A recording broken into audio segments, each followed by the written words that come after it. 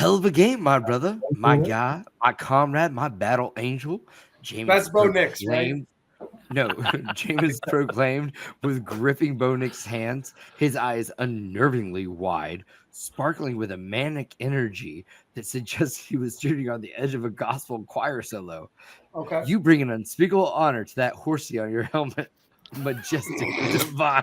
That was my favorite part. Horsey on the helmet is very funny. It's exactly what I Oh, said. they called that a touchdown? Uh, Bo blinked, unsure how to process the interaction so far, but Jameis didn't leave room for an awkward silence. Listen, young stallion, Jameis began, leaning closer. You got greatness written all over you, but if you want to take it to the next level, you got to let me bestow some knowledge on you. I'm talking sacred lore.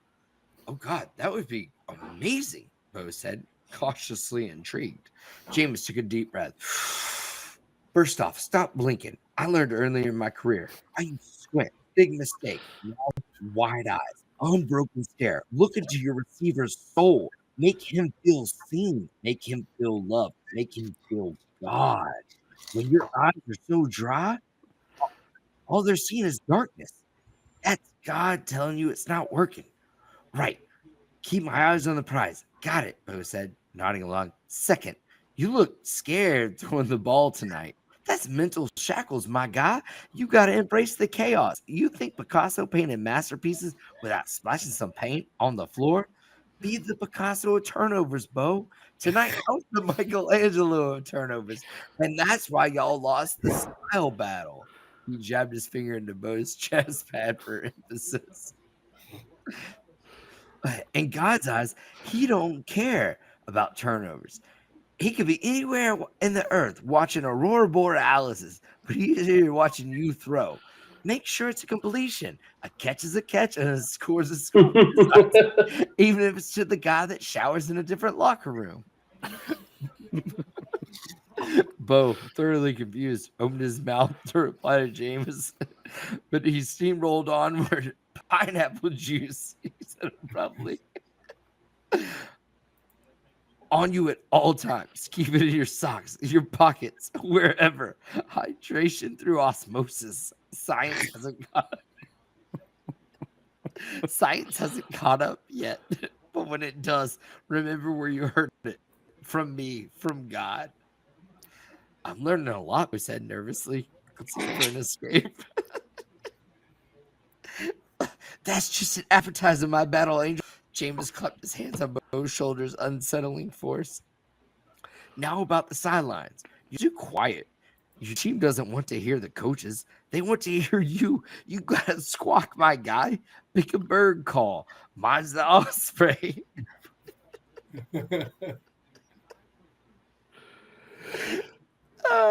He tilted his head back and unleashed a piercing screech. Wow!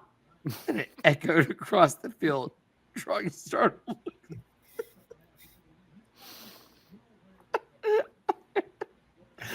Please let me finish. Yeah, no, you have all the room you need, bud. Drawing startled looks from nearby security guards. As the last note of the screech faded, James's expression turned grave. He leaned in, his voice a low whisper. One last thing, Bo. Don't trust the mascot. They know too much. Real horses keep your secrets. But that guy, he just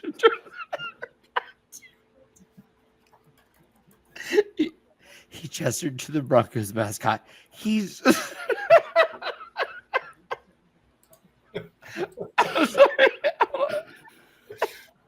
sorry. Oh, he's just a man pretending to be a horse. Don't tell him about the thing you did at FSU. I learned the hard way with a pirate down by the bay.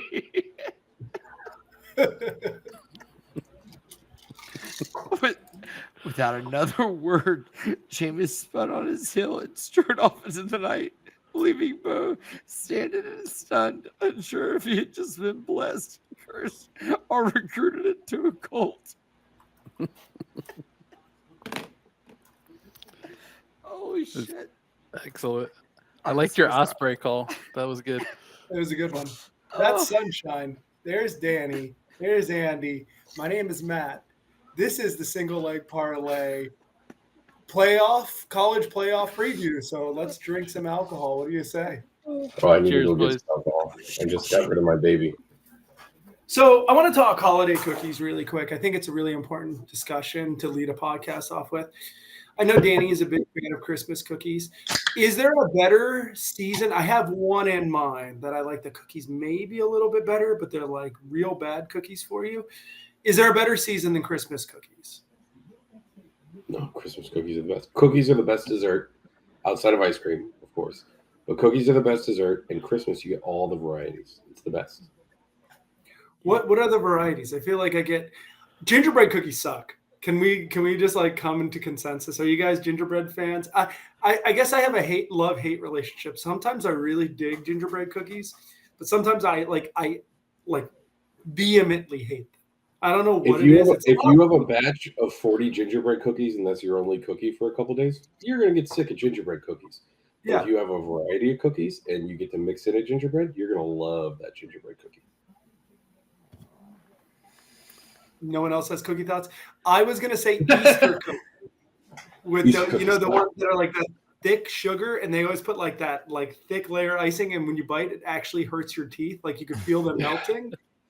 Like a couple of those are really, really fire. If you have So- three, Too soft. you get They're type too 2 soft. No diabetes crispy right outside. away. So you No guys, crispy you guys outside remember of the it. the Christmas tins you would get? Like you Oh, would get no a one likes tin, that.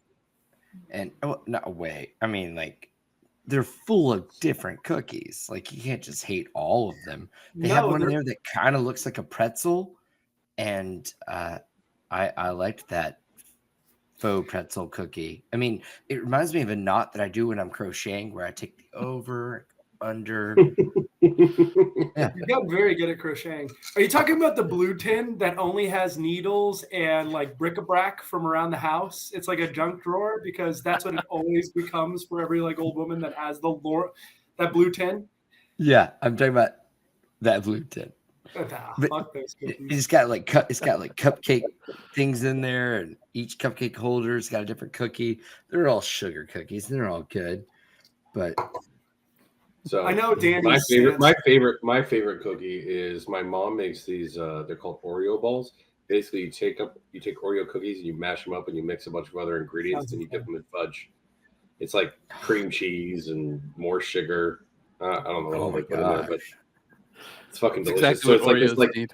it's this More sugar. super soft Oreo flavored ball in the middle, and then it's covered in fudge on the outside. And you take a bite, and they're cold. And you take a bite, and it's like fudge, but then you got the like Is it Yes. Oreo in the middle. is it It's so good. still a cookie please. at that point?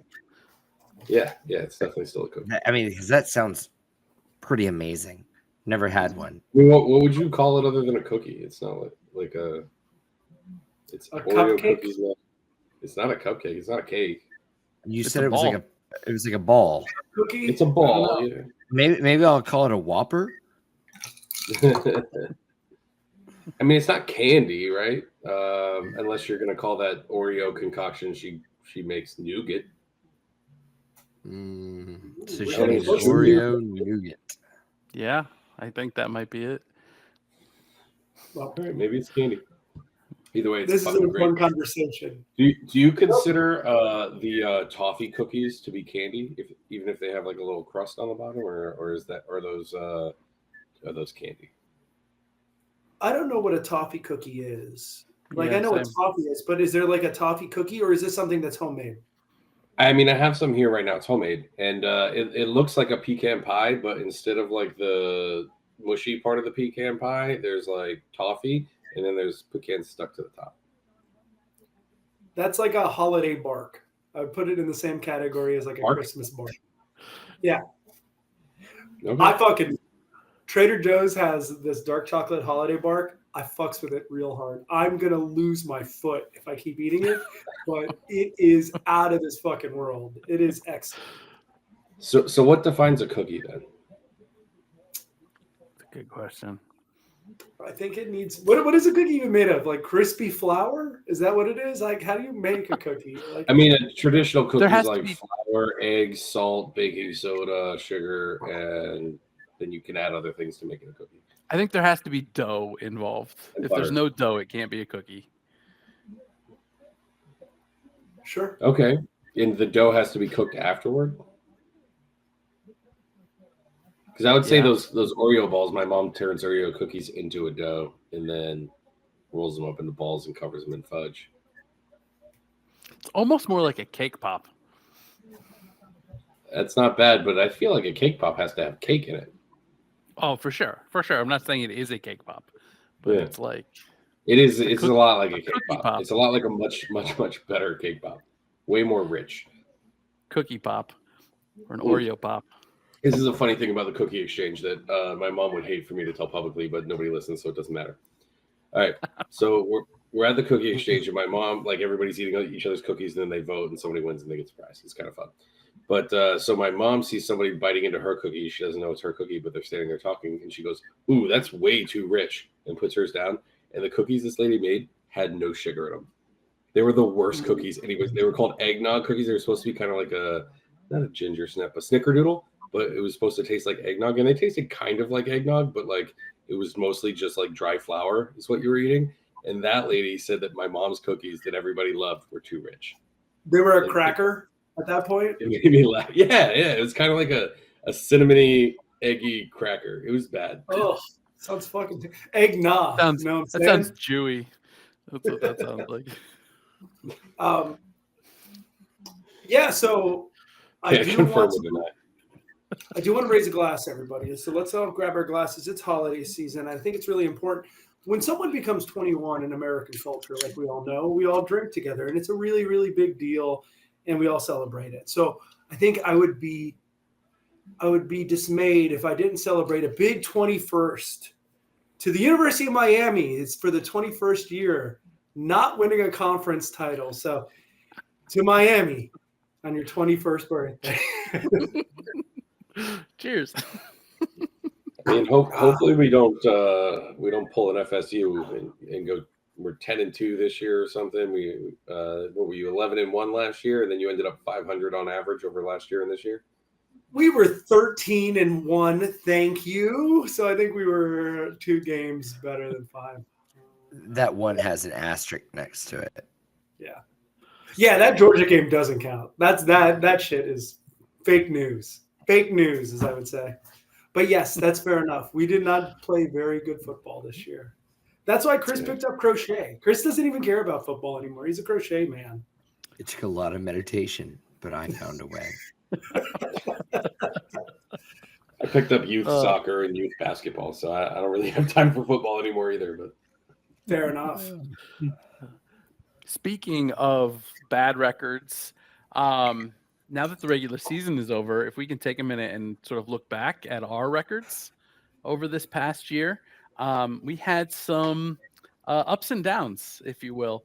A couple of weeks where people had 30% records. For example, week 3, Al went 3-7. That's 30%. Matt and I had a couple of weeks where we went 28.57%. yeah. Week 3 for me. Matt actually had 2 of them Yeah. sandwiched around a winning week. He did it in week 10 and week 12. But surprisingly, Danny takes the cake. In week 7, he had a 2-10 week and went 16.67%.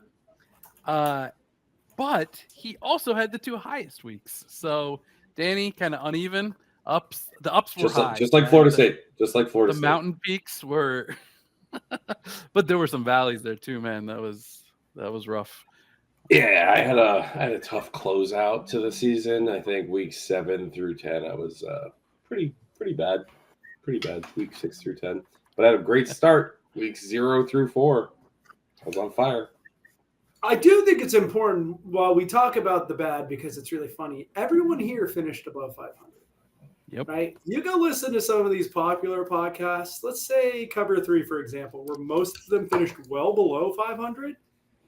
Yeah. Look at that. You can pay for picks, and those motherfuckers are ended up in the same spot or worse than we are. So, what was I? I was 3 games over 500. Danny was 2 games over 500. Chris was 1 game over 500. Andy was 2 games over 500. Al was 2 games over 500. Look, that's not fucking great. right? But at least you're just paying a vig, right? And that's not that bad. Yeah, let's say I mean, instead of gambling on football, 700 your hobby.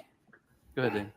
We bet on 700 games. That means you had 700 interesting 3-hour periods of your life, and you paid 20 units. 20 units is a lot. Yeah, that's not the cheapest. It wasn't the cheapest. No, It is, but no, but my units are $10 for basically an entire year's of work of entertainment. Cheaper exactly. than the red zone. 2,000 hours of entertainment or something. If you had spent that exact same amount of time golfing, you would have spent way more than $200.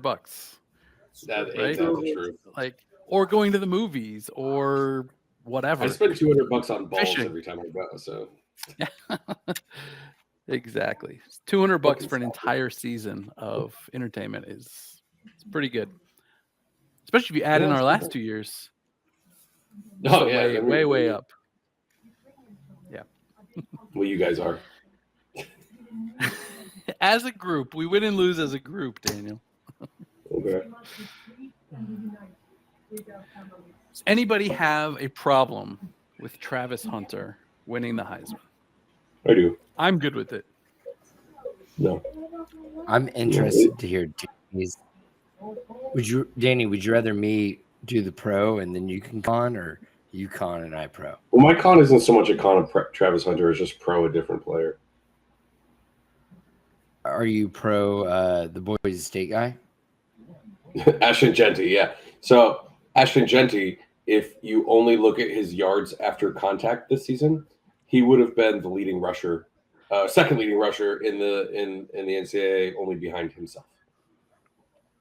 I'm a little torn at heart because I do think the little bit of college football that I was able to watch when I wasn't at crocheting club, yes, but also Travis Hunter played almost every snap of every game, both sides of the ball, and he was pretty damn phenomenal at it, right? So I think there was a case for either one to win. I do think that the guy from Boise State got robbed, Ashton Genty. But yeah, that's my whole thing. if Travis Hunter hadn't have won, I would have probably also said that he got robbed also. No, but in this era of everybody's passing only, nobody's running for 2,000 yards anymore, for a guy to put up those kind of numbers, and not just, it wasn't like all one game. He basically every game felt like he was running for 200 yards. He put up one game where he was like 246. We're like, well, he's not going to do that again. And then the next game is 215, and then the next game is 189. It's like he just was completely excellent all year, and he didn't play all of every game. Like you said, Travis Hunter did because his team wasn't very good. He got to get out of the games because he was blowing people out. If he could have got to like 2,500 yards probably. That's very true. And he also,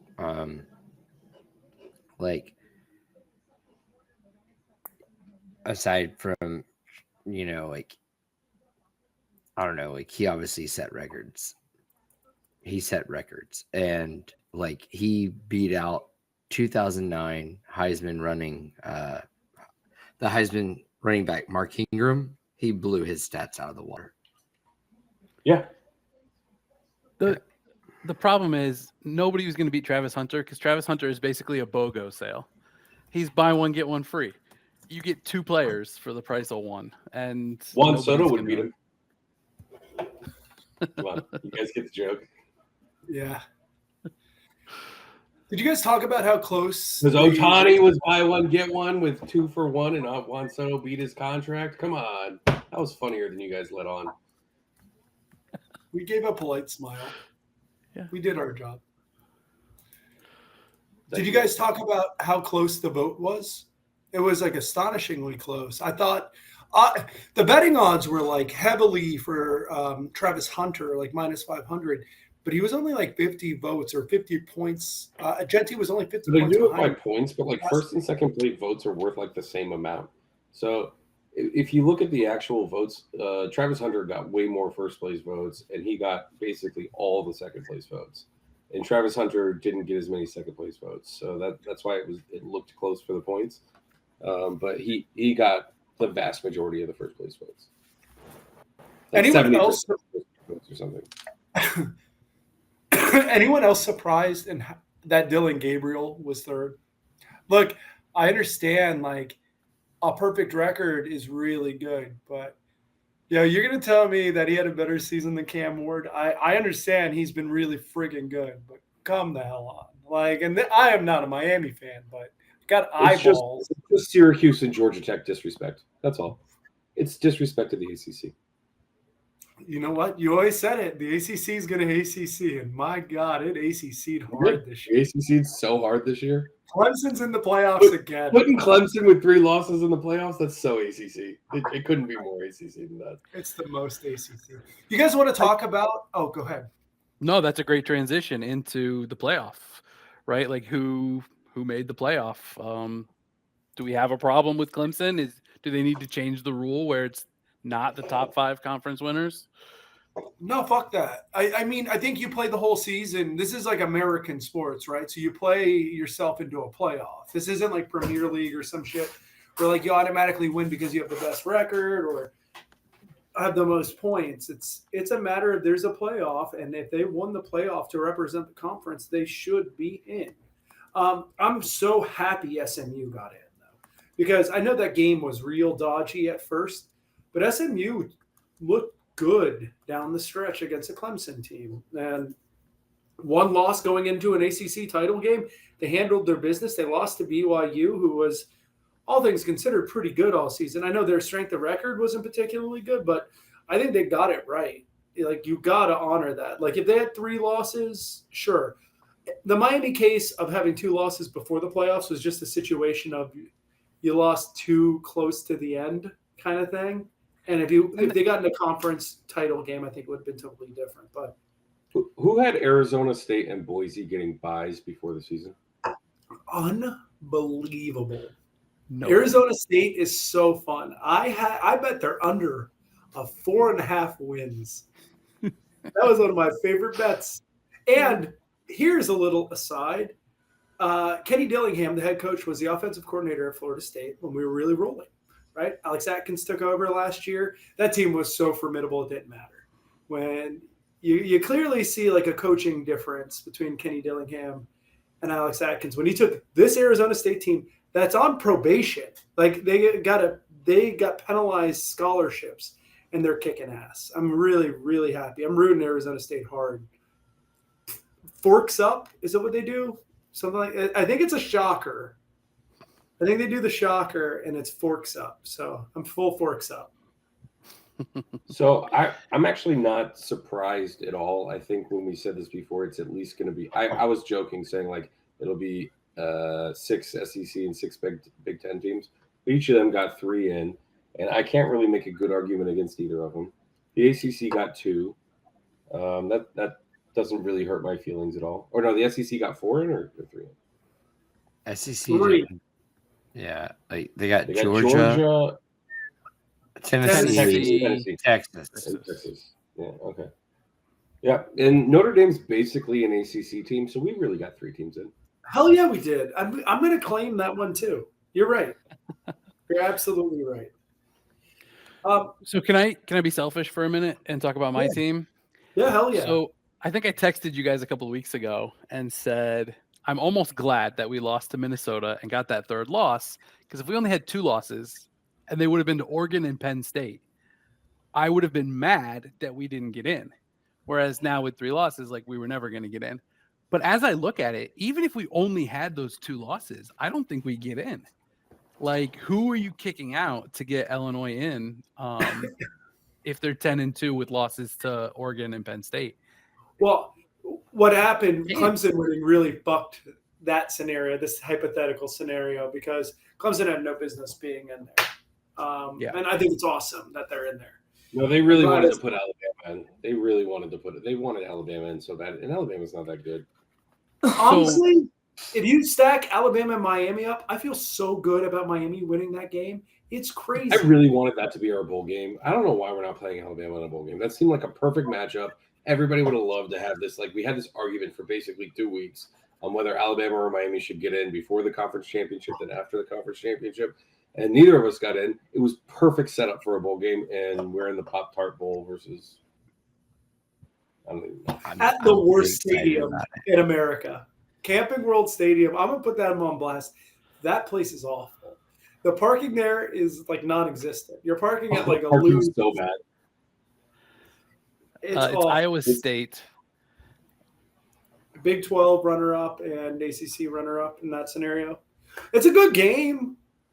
It's fun. I'm intrigued by it, but I would have rather played Alabama. I would have rather played Ole Miss. Ole I would have Miss. rather played South Carolina. I would have rather played BYU. I would have rather played Illinois. I would have rather played Syracuse. I don't want to play them again. Colorado, Miami, Colorado would have been cool. I'm glad it's not Basically, Illinois. this is like the worst choice. did you guys hear Miami fans taking a relief on their schedule? Haynes King is coming back for a third straight year at Georgia Tech, who's now 2-0 against Miami. Luckily, Georgia Tech is not on Miami's schedule next year, so get to avoid the Cane Slayer, Haynes fucking King. I remember making fun of Haynes Is the a deadline over for long him to time enter the ago on this portal? 'Cause podcast, so that's very funny to me. When I said Jimbo is going to die on a Haynes King cross, and he did Yeah. die, but Haynes King is rocking. I was sure we were going to try and buy him. You want to talk about? I've heard some really cool names for Miami to buy. I heard John Mateer. I don't know if you know John Mateer. The Gamblers may know John Mateer. He's a quarterback at Washington State, which would be funny to get another quarterback from Washington State. He's fucking awesome, by the way. He ain't Cam Ward awesome, but he's fucking awesome. I know it's between them and Oklahoma, and that would be a bummer for me. There's a couple big names that hit the portal today. A guy named Aaron Noland. I don't know if you know that name, but he was the top recruit 2 years ago, top quarterback from Ohio State, but he just sees the depth chart as like impossible to crack now. So that's always interesting. So Miami's in a fun situation. I think you may get a really freaking good quarterback. Quinn Ewers will probably hit I'm hoping for Spencer Rattler. Well, you want that South Carolina kid. Lenora Seller, he's fucking great. I don't know if he's hitting the portal or not, but I'm sure he's going to get a giant bag. We have a big Sorry, bag to I get. got distracted. And we have proof that you can come down here and increase your draft stock because Cam Ward was not going to be a first-round pick last year, and he's going to be a top 5 pick probably now. He is. He's really great. He has his flaws like everybody, but he's definitely going to be Sorry. one of the first 3 quarterbacks taken. But that usually is top 5 pick nowadays. But we'll see. I didn't say it on the podcast, but I told everyone else. I'm like, he reminds me of 2013 Jameis Winston. He's so fun to watch. He is like so escapable, does dumb shit, not fast, but he knows how to escape, and he trusts his arm so much, and it's awesome. The one thing he does differently than Jameis is like Jameis was kind of like antsy in the pocket, right? Mm-hmm. He'd be back there, he's going to go to the right spot, but like Cam Ward sometimes is just holding the ball at his side, kind of like he looks like he's not playing football. And then all of a sudden it comes out real quick and it's like a dart. He throws those sidearm shit and everything. Jameis did some of that too, but it's just his demeanor in the pocket. It reminds me of Le'Veon Bell running is the only like actual comparison I can make. Yeah. It's like no rush. He's never concerned in any moment. Yeah. Why are you not in a hurry? This is football. We're playing football here. I know we hit the bowl season pretty hard. There's any bowls in particular before we get into the playoff games that you guys want to talk about? Anything like overly interesting? I personally think a lot of the bowls are going to stink. I think you kind of saw a real stinker in Memphis, West Virginia tonight. And I think that's going to be a good reflection of everyone opting out and prioritizing next steps or hitting that transfer portal because there's never been as many kids in the transfer portal as there are right now. So I think that's going to be reflected. But any bowl games that I missed? Pop-Tart Bowl, I think, is fun, by the way. I think that's a good game. Right, yeah. I think the Iowa State Miami game is going to be pretty good. I'm pretty excited about FSU's appearance in the Toilet Bowl. Yep. But that joke was low hanging fruit. I mean, I'm pretty excited about bowl season, man. I always am. It's like, I don't know. It's a good excuse to get drunk in the middle of the day. That's true. Yeah, and Like I we think- need Those an mowing the excuse. lawn. So But, is breathing. So I think one that hits home for me though is going to be Georgia Tech versus Vanderbilt. Like two smart schools, Fucking nerds. that have apparently good football programs right now, duking it out. I do think Vanderbilt might come away with a win, which is, like not necessarily what I want, but they have a really cool story. And if nobody's like Googled the quarterback, Vanderbilt's overrated because I think the SEC is overrated, and I think Georgia Tech's underrated because Haynes King didn't play like 4 games or something, and neither did their backup quarterback because he also got hurt in the game that Haynes King got hurt. So they did 3 games with neither of them, and I think Haynes King missed 4. If you're I pretty much discrediting lost all- Diego Pavia, I'm not going to have that. I'm going to have to kick you out of this podcast because we are a pro Pavia podcast. We've always been in New Mexico State. We're pro Coach Kill. We're pro the whole situation. So I agree with you, and the SEC is overrated, except for Vanderbilt. Underrated. If I could, I would just like to ask that everybody takes a drink for the SEC as they die as a conference, and we get to watch them tear each other apart. Like doing away with this, like the East and West was the best thing that ever happened to the SEC. We get to watch some real fuck football. It's fucking awesome. I'm in for that. Also, isn't it kind of funny that Texas rolled through the SEC, but Oklahoma came in and did the opposite? Well, wait, you mean New Georgia? Yeah, the Big 12 won the SEC, and the Pac-12 won the Big 12 Big Ten. and the Big 10, which is kind of crazy. Hey, you Well, know who won and, the ACC? An ACC team. The same team that always wins the ACC won the ACC. We stuck to our guns. The We only ones almost that didn't got- switch it up. We almost got AAC'd. That would have been the worst. I'm so glad Clemson won from that capacity. Having yeah. the group of 5 team jump into the Power 5 and win the ACC is not the best look. I mean, look, we love Rhett Lashley. I'm pro Rhett Lashley. Danny likes Rhett Lashley from his Let's Miami score days. points. He's awesome. Yeah. I don't need He that made shit. Tyler Van Dyke look like a first-round pick. That's enough for him to have a head coaching job for the rest of his life. He's incredible at coaching offense. So I do think there are a couple interesting games on here. Andy, I think your game is super fun. Like, I am betting on points on that game because that shit should be high scoring. You want to go into it? Yeah, my main thing, I hope South Carolina's quarterback opts out. I don't think he is at all. But yeah, it should be a lot of fun. They were saying we would probably play either South Carolina or Alabama, and so I'm glad to not be facing Alabama. But yeah, it should be fun. But yeah, I think the South Carolina team is better than Alabama. That team, You think so? Lenora Sellers is look. Jalen Milroe is special, right? He's got a special talent, and his legs disappear. Sellers can run, and he's a really good passer. Like, I'm not even joking. I think if he entered the transfer portal, he would be the number 1 player to get as far as fetching new money. He's really, really good. And if South Carolina can hold on to him, kudos to them because that kid is a fucking baller. He was great for them this whole year. So I think it's going to be fun. I heard Altmaier's coming back next year too. He is, yeah. Illinois is running that shit back. That's very fun. It should be a good bowl game because I think you're going to have 2 really good quarterbacks playing each other. Not to get All back right. to Vanderbilt, but they were 6-6, man. They're not that fucking good. 6-6 is a national championship for Vanderbilt. Oh, I'm not in control. I can't mute you. Buddy, they I beat need Alabama. I need the around the horn control so I can Alabama mute you sucks. for 10 seconds and deduct your Alabama points. sucks.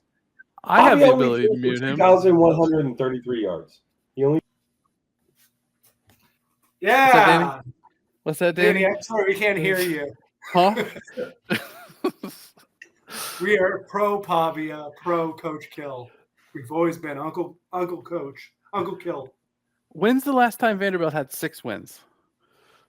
Jake Cutler. probably. 2014. Oh, it had to be longer than that. It's really fun, that story that Nick Saban said every stadium in the SEC is a challenging place to play except for Vanderbilt, and Vanderbilt waxed that Alabama ass. And like, I know the score was close. Vanderbilt was far better than them on that day, and I love it. Derek Love Mason took him to 2 bowl games, by the way. James That boy Franklin did took Mason. him. The thing is that the SEC doesn't play a non-conference schedule, so they always have 6 wins. Hey, didn't Vanderbilt lose to Georgia State? That's not a bad team, right, Chris? Ayo. There you go. I think they did lose to Georgia State or Georgia Was it Southern. Georgia One of State the or Georgia. Southern? Let's talk playoffs then. Actually, I do want to mention one thing. So the transfer portal's wide open. There's a story about a quarterback named Bo Pribula. Bo Pribula, for you guys who haven't been watching Iowa State games, is a really important part of their offense. Bo Pribula comes in about 5-6 plays a game, and he is like their massive running quarterback, but he also can throw. Bo Pribula hit the transfer portal hard, so I'm assuming there was some tampering there. But it's super weird, right, to hit the transfer portal in a game where you're probably going to have some design packages in the playoffs, right? Is this like a new precedent? I don't know what to make of this story. And I don't know whose fault is it. Is it Bo's fault? Is it Franklin's fault? Someone needs to be blamed because this whole thing is fucking weird. Has anyone read this story? No? I blame James Sorry, I Franklin. wasn't paying attention. I was looking up Vanderbilt's record, and yeah, it So was was Georgia I. State. They lost to Georgia State, right? Yeah. Okay, well, no one cares about Bo Pribula. It's going to be I think it's very odd of a quarterback who will have design plays for them in these playoff games to not be playing in the playoffs, right? Like, I thought the playoffs would kind of mitigate some of this. Like, well, I'm going to opt out. I guess money talks, right? Or, I mean, it's Bo fucking Pribula. Did you know the name Bo Pribula? Anyone here knew the name Bo Pribula before today? No, I was actually just trying to figure out what school he goes to. Penn State. Yeah. Penn State, Bo Pribula. Yeah, and my team played Penn State this year, so I watched the whole I thing. bet you played against your team. I'm going to look up the Illinois box score, Illinois Penn State box score, and see if you got to see Even some. fucking Cam Ward, who's going to the pros, and Miami must have just dropped the bag for the one game, right? Because he committed to play the bowl game. Come on, give me Bo Pribula. Bo Pribula rushed 3 times against Illinois for 17 yards. 5.7 from a quarterback position isn't bad. But he really he didn't get a touchdown. He's really like their red zone quarterback, or like they're close to goal. So he's their Taysom Hill. Kind of, yeah. Actually, he is kind of like their Taysom Hill. And say it Yeah, with me, he's not guys. even the starter. What are you talking about, Matt? I know he's not the starter, but he gets he gets a decent amount of play. It's very odd. The fact I knew who Bo Pribula was, and you guys should all say Bo Pribula. It's really fun to say. Bo Pribula. Why wouldn't he Yeah. enter the transfer portal? Bo Why wouldn't Pribula. he? I don't understand. Why are you so surprised by this? He's a backup. He's not going to start next year. He goes to the transfer portal. He gets his bag. You can transfer in like a week or two. Why would you transfer and then It's not play harder in in a an month eight? It's harder in a month once everybody's No, all it's the chips not, are falling. dude. I think your opportunities would be better in a month because there's still going to be teams that are going to be searching for quarterbacks and they're going to be more desperate. And look, we're talking a lot about Bo Pribula, right? I don't think he's amazing. Like, that's the thing. Like, I'm guessing his opportunity is going to be really good. I'm going to be curious to see where he ends up transferring to. I think in a situation where teams are desperate closer to the end of the portal, I think he may have fetched some more cash. Matt, rumor has it that if you say his name 3 times in the mirror, he busts through the wall like the Kool-Aid Man and tackles you. I have had to say it 20 times. I say it all the time as like a mantra. Bo Pribula. It just feels good. It's just a fun name to say, and I just wanted to say it on the podcast. Bo Pribula sounds like a Gus Malzahn kind of guy. It sounds like an injury you suffer. You got the Bo. Didn't you guys already get your quarterback though? Did we? Yeah. Thomas Castellanos. Yeah, you guys got Castellanos. I am so hoping that Tom Brenneman calls. We're going to belong on the CW next year, so we're probably going to get the Tom Brenneman game. And boy, I'm going to watch every minute of it. Castellanos is going to crush it as long as a disaster happens right before every game. Well, I'm curious. I'm going to share this from the group thread. We kind of have a big fantasy football group thread for the people who are not listening, who aren't on that, which everyone would be. UCF, Gus Malzahn likes running backs that can throw the ball every once in a while, and that's a perfect example of the Thomas Castellanos experience. And I was thinking about it, and I kind of think it makes sense because Florida State's offensive line this year was like historically bad, and it's much easier to find run blocking offensive linemen than it is pass blocking offensive linemen, right? Because they fetch a lot, the run blockers fetch a lot less money. So I think it was Al who said that is perfectly correct. Because I think you're going to see that we're going to see some option Big Ten football. We're going to have so many running backs, and the quarterback's going to be one of the main ones. I mean, it worked to build Jordan Travis into an actual quarterback because he started that way. He did. We'll see if Gus Malzahn has the chops. The whole thing is very odd. Gus Malzahn. I don't know if another quarterback like Jordan Travis is going to get 4 years of starting though. Because bad his first year, he'll go to like a much smaller school and play there or something. If you remember the year he started, Mackenzie Milton was our starting quarterback for the first game. And it's really, really odd to look back. Like, it's a weird time capsule, man, where Mackenzie Milton, who was friggin' awesome until he had the leg injury. And then Jordan Travis took over, and then he had the leg injury. Like, it's a weird I don't know. I don't like it. Oh, I don't like the leg injury. Both are very disgusting leg injuries. But hopefully Jordan Travis can – so I need Jordan Travis to get traded from the Jets because I'm rooting for him, but I also am not going to be rooting for him that much on the Jets. Actually, I can root for him and the Jets to have a historically bad defense. That's it. That's what I'm going to do. 6,000 yards, and the Jets give up 50 points a game. So I think I'm better at rooting against teams than for teams because I've been rooting against the Jets my whole life, and that always seems to go really well. But I've also been rooting for the Dolphins my whole life, which hasn't. It's the same thing. You're rooting for the same thing. We end up at the same spot too often. Yeah, it's FSU again. One undefeated year, another defeated year. All right, let's talk playoff football. What do you say?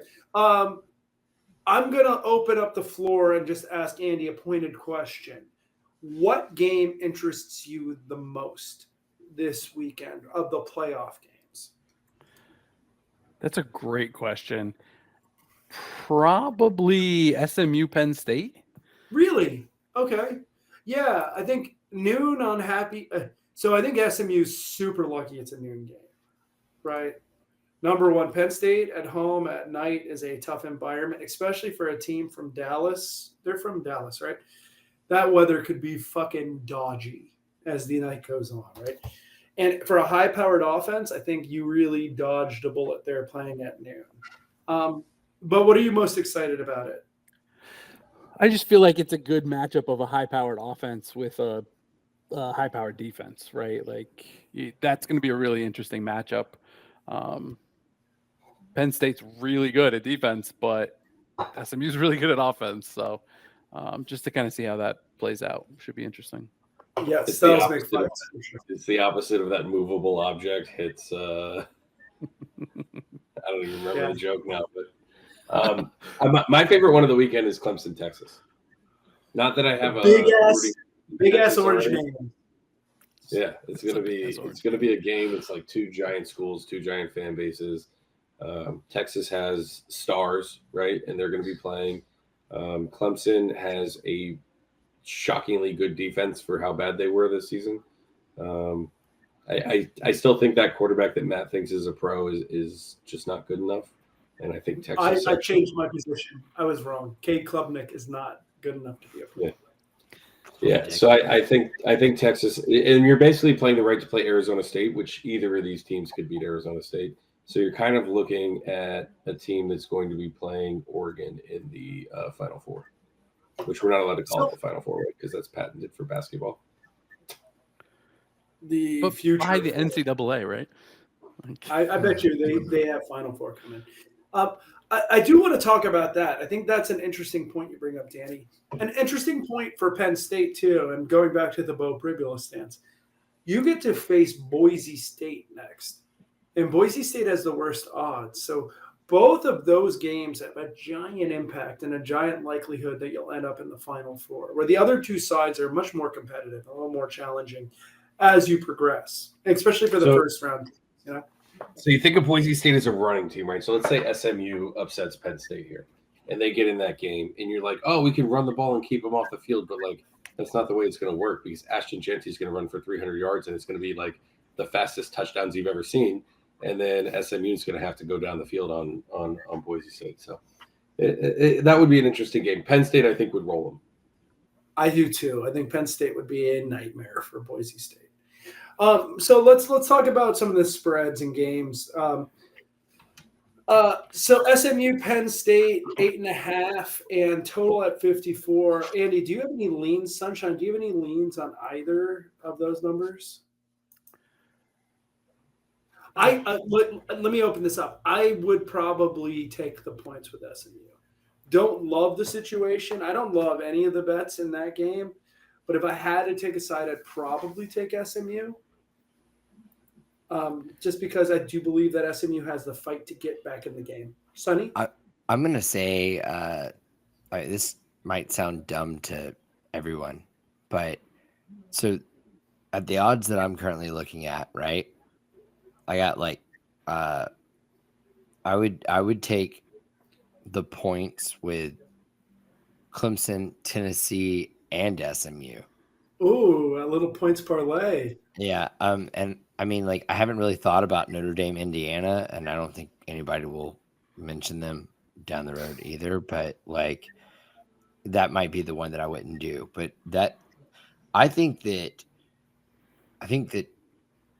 SMU, Tennessee, and Clemson all cover with the points. Wow. Okay. Andy, you have a thought there? I think the spread is pretty spot on. I have it that it should be -9, so -8.5. There's like no value there at all. But the total, my numbers say I should take the over. Oh wow! Yeah, I didn't pull the trigger because I personally, like, not looking at the numbers, kind of feel like Penn State's defense will be able to stop SMU a little bit. But yeah, technically that would be my lean, I guess. So it's interesting, right? Because I thought the same thing about Penn State until I saw them play Oregon. And look, Oregon's a different monster. But Oregon's got a really good defense. And that game had, 80 points in it, 84 points, something like that. Like, there were a lot of points to be scored. I would probably lean the over as well. I don't love it. I don't feel great about Penn State SMU over. But I think there's tape that shows how to beat Penn State for points. Now, do you have a Dylan Gabriel? No. Do you have Evan Stewart? No. But Brett Lashley can design some shit. That is what I feel best about this game is Brett Lashley can design some points. What's Penn State's coach's name? James Franklin? James Franklin. James Franklin, yeah. So the other thing I feel best about is that James Franklin will blow the big game. It's a classic James Franklin. It's kind of his thing. Yeah, it is his thing. Hey, And so before go ahead. Sorry. I just wanted to say Al wasn't able to be here tonight, but he does like SMU with the points, so he's on the same boat as Chris with that. So. Yeah. Do you guys think that this is Oregon's year? Like, Oregon has been like in the talk for years, and they've never really like shown up. Do you guys think that this is Oregon's year, or can we just go ahead and concede this is obviously UGA's year? Is it UGA's year? Right? Like, Is Gunner? Are we really gonna buy Gunner Stockard? Or I'm I just don't saying, know. them dogs is hell. That's all I'm saying. I get it. They They keep don't have to winning. go through Georgia Tech again, so The backup quarterback situation really scares the shit out of me as these games get intense, especially if you face a team like Texas or Ohio State where their defenses are elite. They can be elite. Like, I don't see that being particularly a good situation for Georgia, but their defense is good too. I don't know. I think Oregon is to be the betting favorite. I haven't looked at the future odds, but I'm guessing Oregon is it. if I had to pick a team to win, like on the betting odds because they're longer, I would go with Notre Dame, Texas, or Oregon. And Oregon's betting odds aren't that long, but those are the ones that I think have. So the problem with Oregon is they have the toughest matchup, like regardless. They're going to play either Ohio State or Tennessee, who are both like really good, right? Georgia's going to play Notre Dame or Indiana. Like Notre Dame's good, but not to the level of Ohio State. Like, so to me, that's the bigger Tennessee thing. has Like flaws. Tennessee has flaws. Ohio State, again, they're a really good team, but I think I'm more concerned with Texas. I think that Oregon. I think that the committee doesn't want Oregon to win it, and I only believe this because of their double standard. Apparently, last year, if your starting quarterback got hurt, you couldn't play in a championship game. But this year, that doesn't matter. It's all out the window. New system. New system indeed. Okay, so going back to the Clemson Texas game, I actually want to bet Texas. Lay the points with Texas. Are you talking about like that's like 12.5? Yeah. If I had to lean aside, I don't love it, right? It's a lot of points. God, I've seen Clemson play an elite defense. Shit does not go particularly well for Clemson. This Texas defense is super good. Clemson's defense. I laid 11 with Texas. You laid 11? Yeah, I would probably lay if I had to play a side. I don't want to play a side in either. Like, I'm more interested in that game than the SMU Penn State game than I am Texas Clemson, but I would be leaning towards laying those points with Texas because I could see this one. I just go back, look, and I hate playing transitive, especially from week 1 to the end of the year. Clemson looks so bad against Georgia, and Texas defense ain't that much different than Georgia. That defense is going to be a fucking nightmare for Cade Klubnik and the whole host of offensive talent that they have there. That would be my thought. Andy, I don't know if you have numbers or what your lean is. That game is the only one I don't even have a lean on. Those numbers are both like spot on for my numbers. Yeah, I'll be interested. I know it feels like a lot, but this Clemson team, they got there. Congratulations, right? That's awesome, but they are woefully lacking in talent compared to the other teams outside of SMU and Arizona State and maybe Boise State. But I'm saying, like, in this matchup, it ain't a great matchup for them.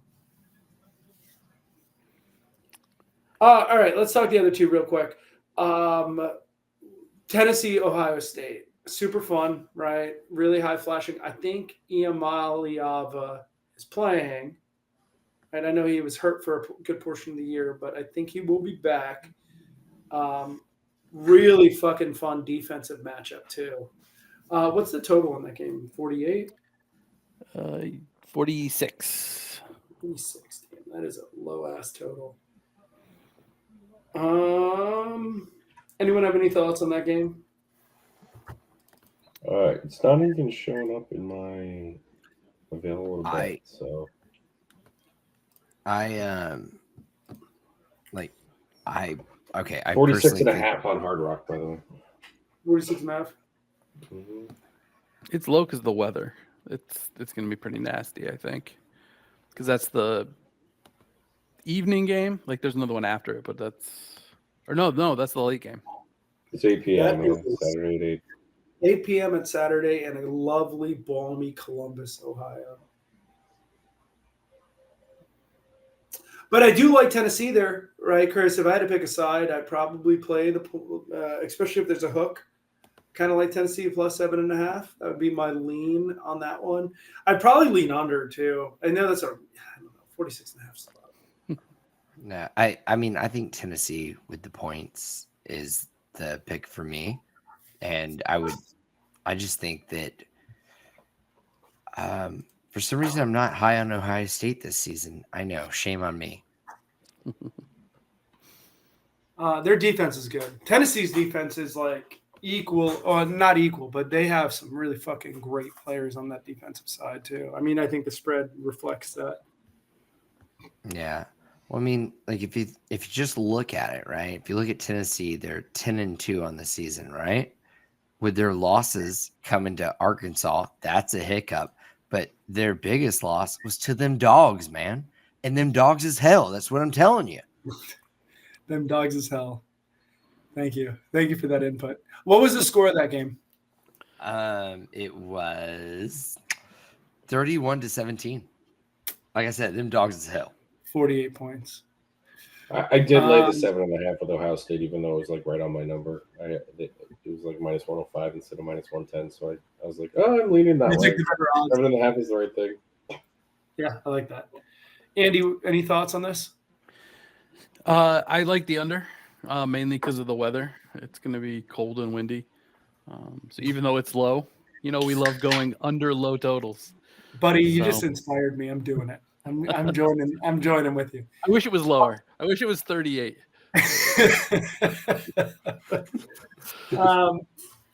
Lowest total game of the weekend, if you count Monday as the weekend, looks like Northern Illinois, Fresno State at 40.5. Oof. Yucky. Hard pass in that game. I'm sure there's soccer or something else on at that time. Fresno State money line. Ooh, okay. Okay, that is fun. Bowl game money lines are always a good play too, because these teams they take their team talent and don't opt for like portal shit a lot of the time, or like not giving a fuck anymore. A game I'm really interested in is the battle for the Great Hoosier State. We got Indiana going into Notre Dame. I think I said this a couple weeks ago on the podcast. I'm like, there is nothing more appropriate than Indiana playing Notre Dame in the playoffs, and I'm glad it happened. Kurt Cignetti's been a revelation. Everyone loves him, right? I keep seeing Marlboro signs that say Cignetti on them, like on game day, which is a very funny thing to me. I like the cigarette jokes.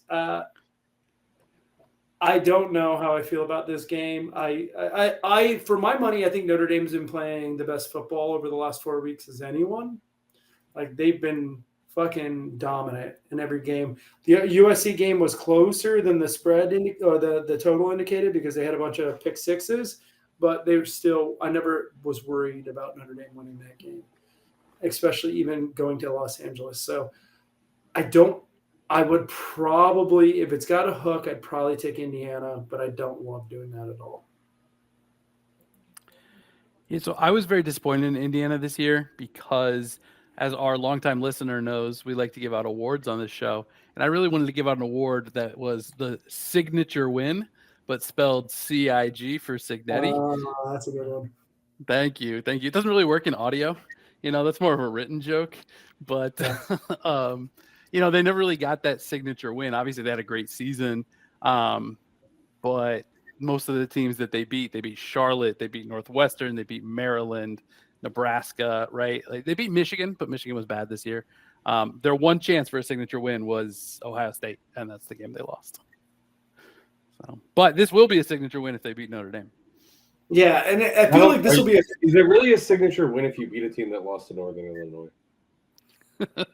Been kicking the shit out of everyone recently.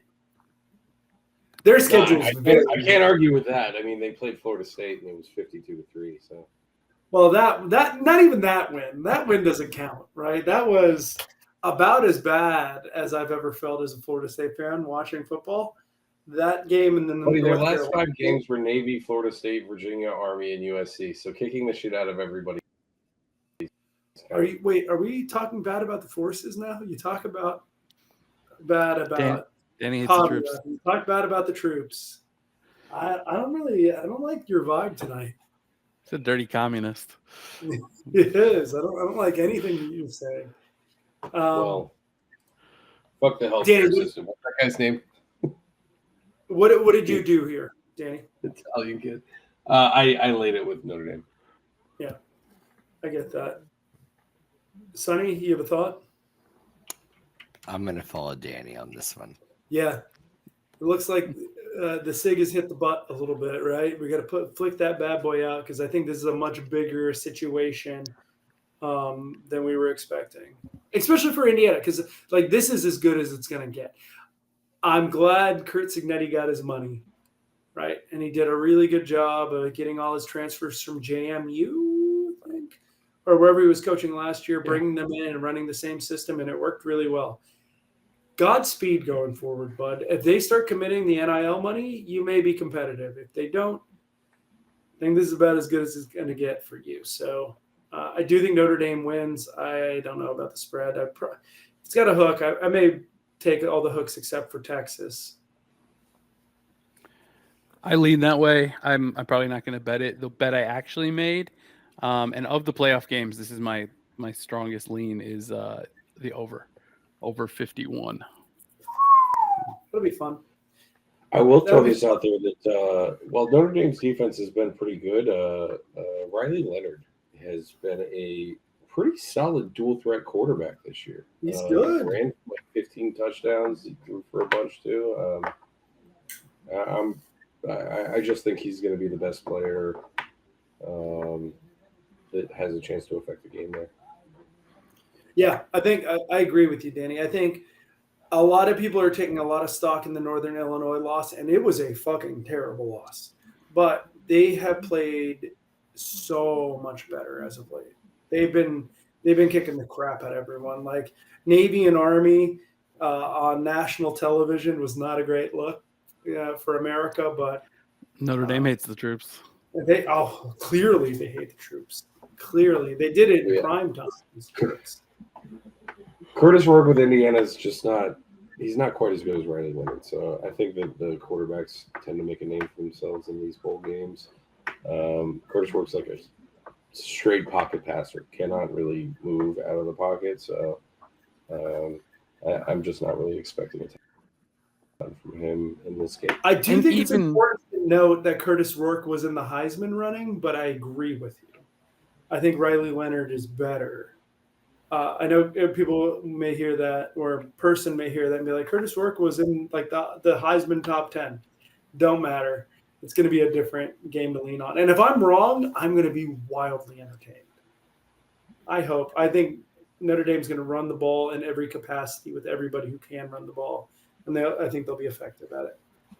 So Curtis Rourke's in the Heisman race because he threw 27 touchdowns and 4 interceptions on a team with 1 loss. That happens, right? It's not good in the Big Ten. But Riley Leonard had the same number of touchdowns if you count his rushing touchdowns. So I just think, and pretty much the same number of yards too, because Curtis Rourke ran for a whopping negative 25 yards this season. No, buddy, I agree with you 100%. Right? Annie, how many of those touchdowns and yards came against FSU though? Like those, if you take those out, then it's. I think it's important to note that I think we seriously injured or knocked Riley Leonard out of Duke's season last year. And so I'm not that You were the ones that broke his leg? Assholes. You kind of killed watching a fun player play. I know. He's been fun this year. They've been really, really good. Yeah. The answer is 1 passing touchdown and 2 rushing touchdowns against FSU. So. Okay. Yeah, boy can run. He's always been able to be a good athlete. That's nothing new. Yeah, he's good for yards. Whatever that. Regardless of who wins that game. Regardless of who wins that game, they get the privilege of playing Georgia. So enjoy your signature win. Yeah, but Georgia almost it took 8 overtimes for them to beat Georgia Tech. So how good can they really be? Because Miami is supposedly terrible because we lost to Georgia Tech and Syracuse. And either one of those teams we would be talking about the same way we're talking about like Indiana right now. Danny, I've been trying to tell you, them dogs is hell.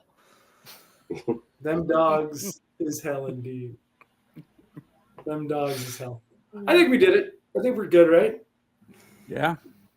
Thank you all for listening. Go to Single Leg Parlay. We'll put our picks up shortly. Al will get on it. He's the man at writing all those emails that people love so much.